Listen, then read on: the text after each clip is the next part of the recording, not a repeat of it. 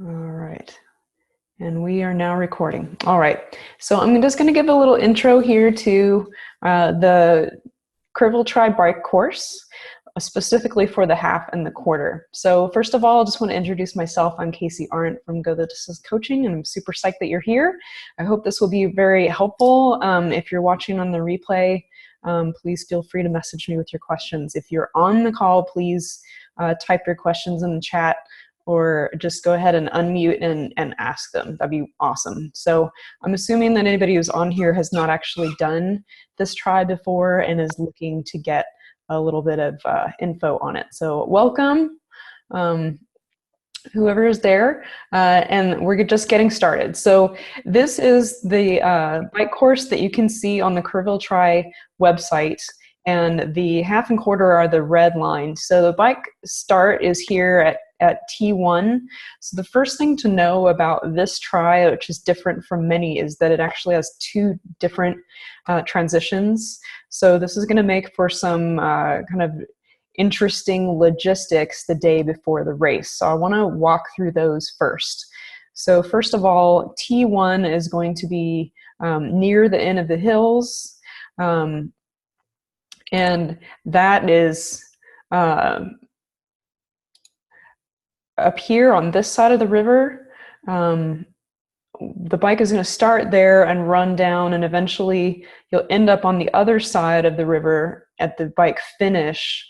Not too far from the bike start, but it is a completely different transition area. That's where the run is going to take place. That's where the finish line is. So there are some logistics. Now, something that's different for this try than almost any other kind of local try that you will have done, but similar to any Ironman or Ironman 70.3 race, is that you're going to be given some gear bags when you check in on Saturday. So you'll get your usual helmet number, bib number, things like that. But you're also going to get these probably 3 gear bags. So one of them is intended for anything that you're wearing in the morning that then you are not going to use on the swim, that you want to stash, and that's going to get delivered to the finish line. So if it's cold that morning and you want to get an extra shirt on or some flip-flops or whatever, it didn't end up sitting in your transition 1 area, then you can put those there. So that's your number 1 gear bag. Now, number 2 gear bag is going to be what you're putting everything from T1 into before you leave. So you're going to set up transition as usual. Your bike will be hanging there, all your stuff, towel on the ground, bike shoes, helmet, whatever you need to get on your bike. But once you have everything put on yourself and your bike, everything else has to go in that gear bag, because basically what transition is going to look like once everybody's left is just a whole bunch of bags. All of those are going to get scooped up and put into a truck and taken to the finish line. So if you've left a wetsuit or goggles or just random stuff laying on the ground, that's going straight to lost and found. So you're going to scoop everything up, put it in that gear bag, close it, and leave it in your spot for that truck to pick up. Now, the morning clothes bag, they're going to collect that probably earlier than you want. So you're going to have to be prepared to just kind of hang out in your tri-suit with your bare feet and your goggles, unless you have a friend or a family member who's going to be there to take stuff at the last minute and take it for you.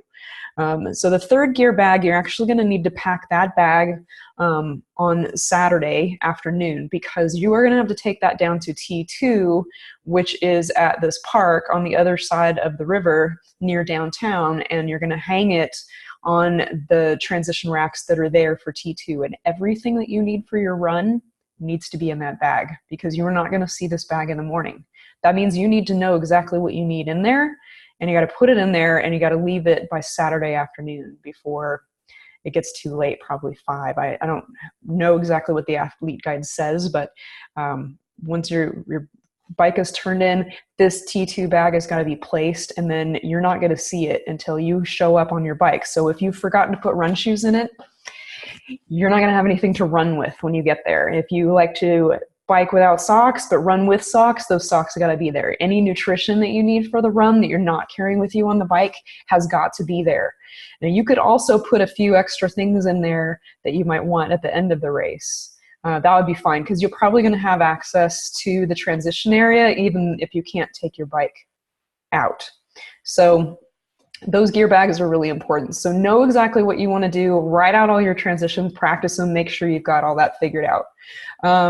In the morning, probably your best bet is to, if you are going to just be leaving and you're not like coming back to the hotel, you don't have any people with you, your best bet is to actually get in your car, park near the bike finish. There's going to be a public parking place there across the bridge from that park. And there will be shuttle buses running back to T1. And that way all your car and anything that you want post-race will be hanging out there. And then it'll be easy to get to at the end of the race, which is really great because you can walk across that bridge and get to the parking lot. If you leave your car over at the bike start, you're going to have to find a way to get there. There's no shuttle in the afternoon. All right, so those are some special logistics. The swim course really quickly is very simple. For the quarter distance, you're just going to swim straight out, down and around, and then there's a diagonal toward the finish, so to just watch for that. If you keep on swimming straight, you'll wonder why everybody's running into you. If you're doing the half, you go down first, come down past the start again, and then back around. And the green line is for the sprint, which is the day before. So that's the swim. We're going to go on to the bike course now. And just in general, you guys can already see that this is a 1 loop for the quarter, 2 loops for the half. So nothing unusual there. And then what is kind of weird is that there are bottle hand-ups. Where do people put their car keys? You could put your keys into your morning bag, or you could put it probably in your flat bag and keep it with you on the bike. That's probably the safest. Or if you have a coach or a friend that's going to be there that you trust, you could leave them with them.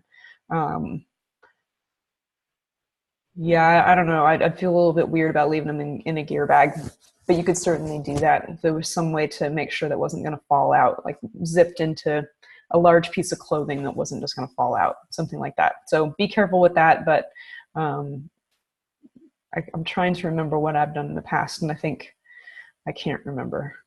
So sorry, not too helpful there. But yeah, just make sure that there's no way that key is just going to randomly fall out. The bag is going to be a big plastic bag with a drawstring at the top that you can tie.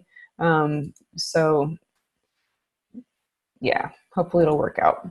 Okay, so bottle hand-ups. So this is unusual. Unlike all other Olympic tries, this quarter try is actually going to have 2 water stations because it shares the course with the half. So if you need to, you can actually grab water on the course even if you're racing the quarter, which is maybe useful, maybe not. If you don't need water, then you just need to make sure that you don't ride too close to the volunteers and just be really heads up. Welcome, Alicia.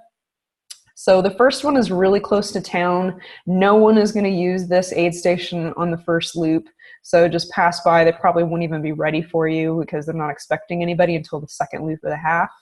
But when you come down and around to this point, which is about 14, 15 miles in, that one will be active. And if you really needed a bottle of water, you can take one there. Now you will probably want to practice taking a bottle hand up.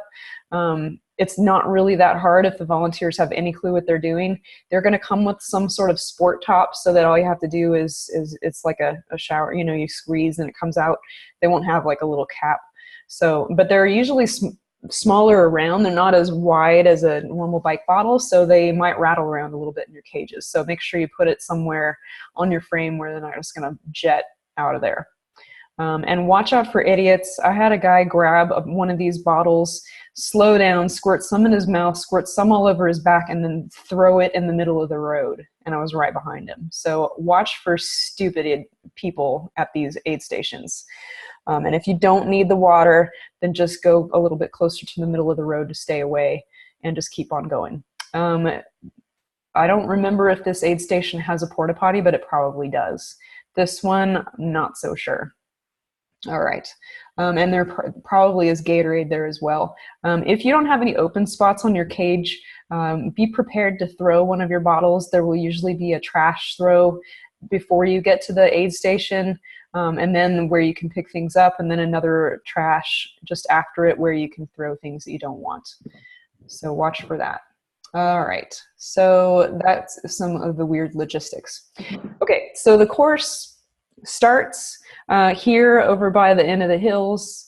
There are usually some potholes that are really close to where you start out. So my recommendation is before you check in your bike on Saturday, just take a little tootle down this part of the course before it turns right onto Water Street. This is all it's kind of residential, usually almost no cars, and just get the lay of the land.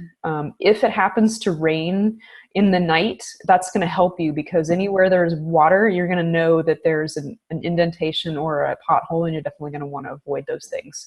Now, the other thing you need to be aware of near the bike start is that there may be people who are behind you who are much faster on the bike, but maybe slower swimmers who are going to go streaking past you. So always look behind you before you go around someone else, just in case there's someone who's getting ready to go around you as well. And this pitch left right here before you get to Water Street, if you've really built up some speed, you can wipe out right here before your race can get started. So that's another thing you might want to test out the day before. Just be really careful, and you don't want to hit the curb right there. All right, so then heading out onto Water Street, this is going to have a lane closed for you, and then you're going to head into downtown Kerrville, come out. This is all going to be basically deserted. All the shops will be closed. There'll be nothing going on, and then you're going to come out onto Highway 27, and I wanted to show you what that looks like. So that road is going to be a 2-lane road with this big left turn thing down the middle, and you're going to have mostly a pretty good shoulder. Sometimes it's not as nice as other places. Sometimes it'll be a little junky. So just be aware of people around you. I don't think this lane is always coned off. It's possible they'll have traffic coming down this lane, so they have more space. So just be aware of your surroundings, be aware of other riders, people coming up behind you, people who are that you're gonna want to pass, and just remember the rules for drafting. So know how many bike lengths behind the rider in front of you need to stay, just in case the official goes by on a motorcycle and feels like giving you a penalty. So this stretch of road is, for the most part, pretty flat and pretty smooth. So while you're on Highway 27, this is going to be your happy place. You're going to like this pretty well. So it's pretty nice here. So I've got this map also, and I'm just going to have a look at the elevation. For this first bit, you can see for the most part you're going down, and then somewhere around mile 14 or so it starts to go slightly up more.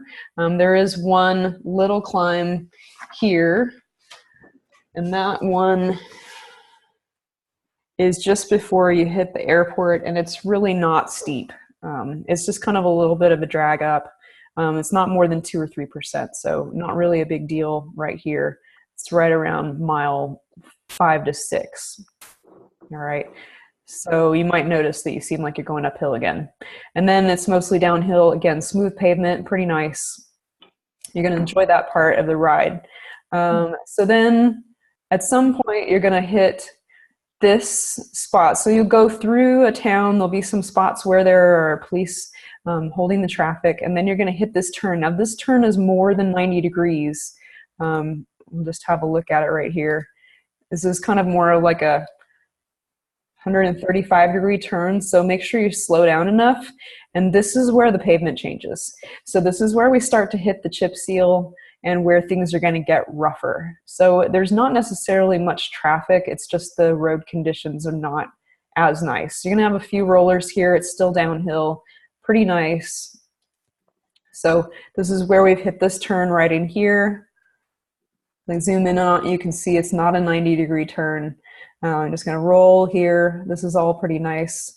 Come through here. Now you've come through this little town of Center Point on Highway 23 before. Now we're kind of looping back in.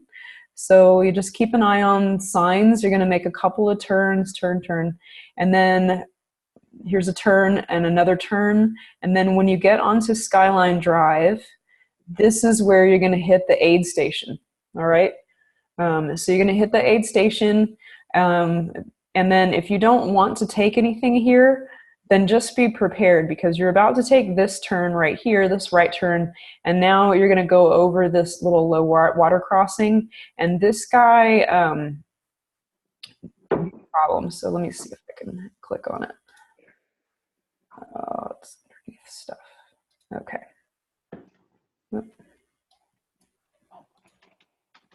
Okay.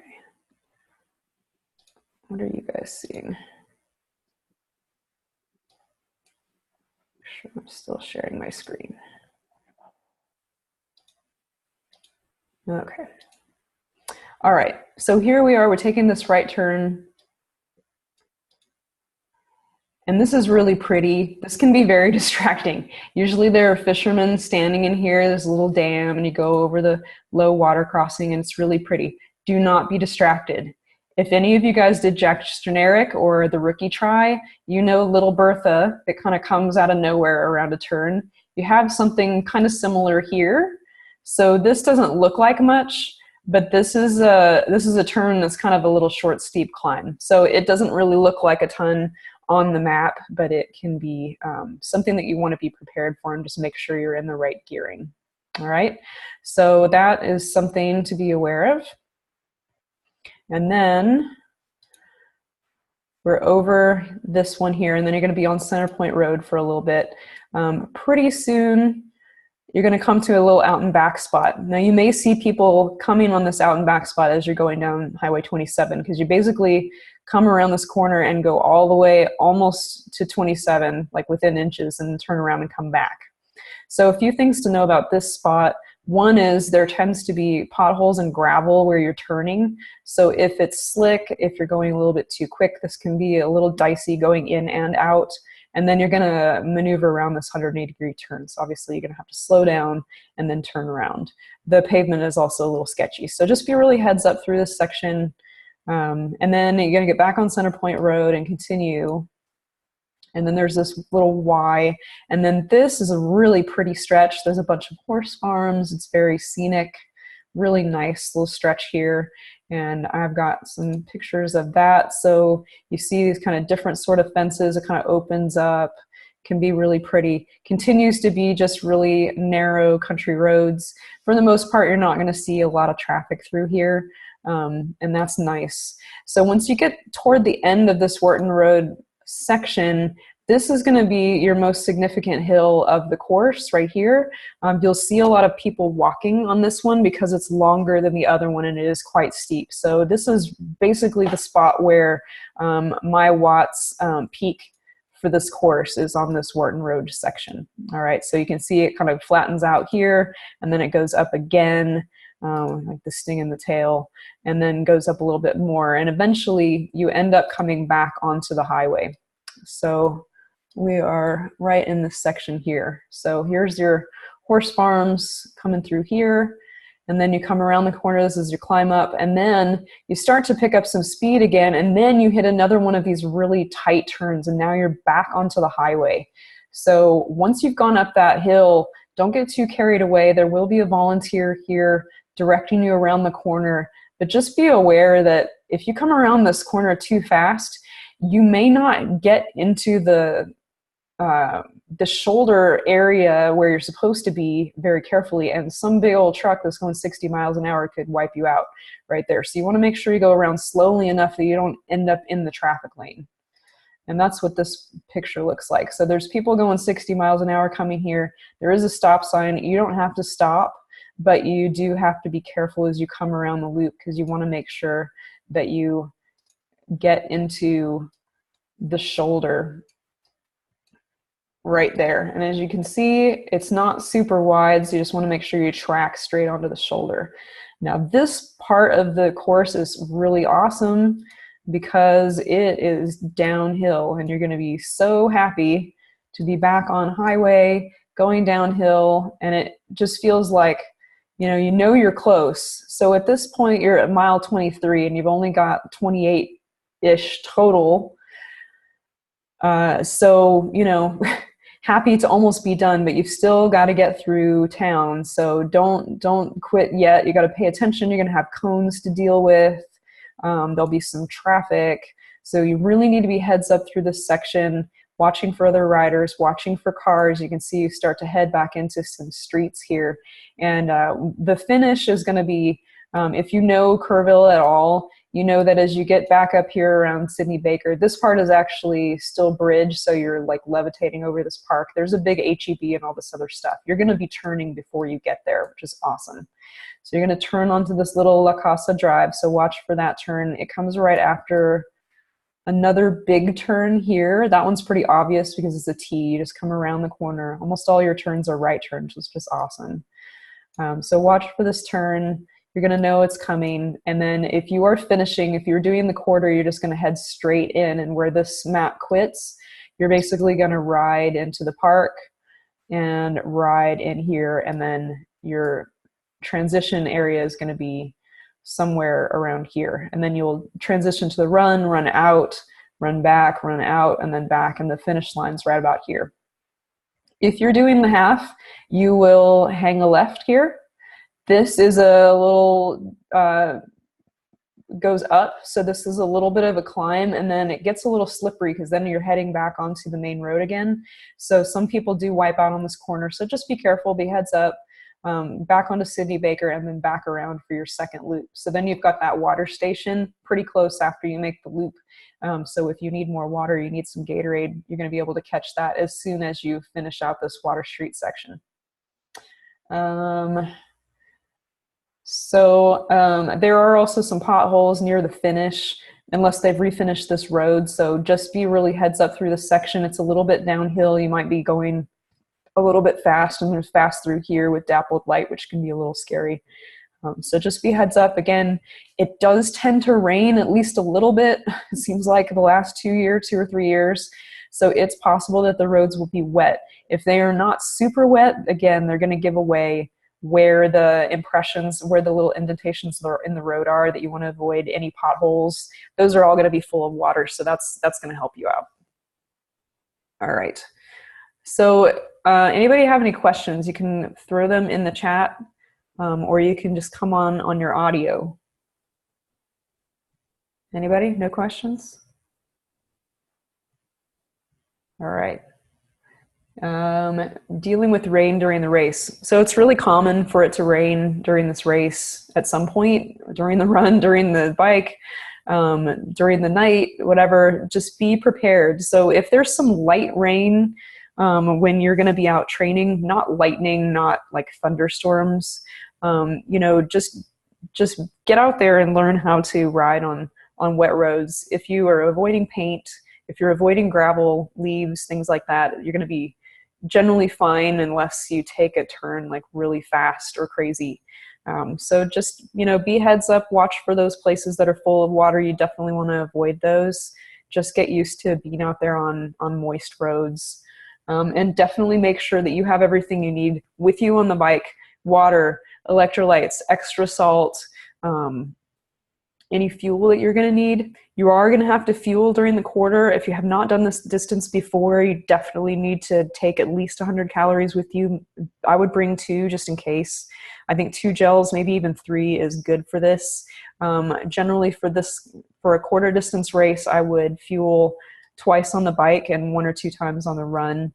Because I want to be fueling every 45 minutes. And if you've had, you know, half an hour in the water, by the time you're 15 minutes in on the bike, when it's safe to start to take some nutrition in, that's right when you're going to want it. You're going to take your first nutrition in pretty quickly, and then another 45 minutes in, you're going to take the second one. And if you're still not back, if you're still more than 20 minutes out from the run, you could certainly take another gel and then have some for the run as well.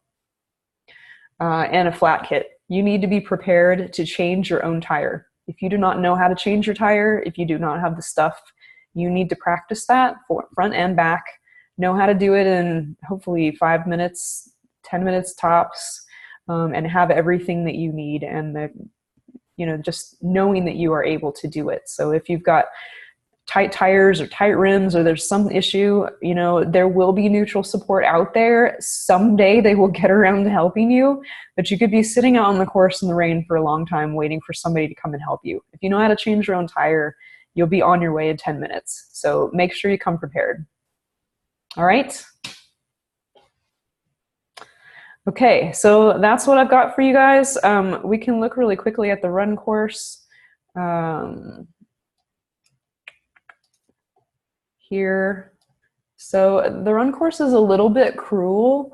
You're gonna start the run start here, is the red line. You're gonna run out, out, out. This is all sidewalk. There is a little bit of shade, not a ton. There's a couple of aid stations here. Loop back around. Now you're not gonna finish here. You're gonna run out some more, then loop around, then come back to the finish line. So you'll actually pass the finish line before you get to go in. If you're doing the half, you'll pass the finish line 3 times before you get to finish. So just be aware of that. There is a lot of support almost up to this aid station. There are lots of clubs that are all set up along this area. And then up in here, that's gonna be just you hanging out with the other runners. Again, all paved, so shouldn't be any issues with squishy ground or anything, grass or anything like that. All paved. All right, any questions? Nothing? All right. Well, thanks you guys for watching. If you have more questions, just let me know. I mean, y'all know where to find me. Oh, I've got one. All right. Well, thank you, Dina, for your interaction. I really appreciate it. And thanks to all you guys for showing up. It was great to see you here, and I look forward to seeing you out at the race. I will be there with my cowbell, so see you there. Bye-bye, guys.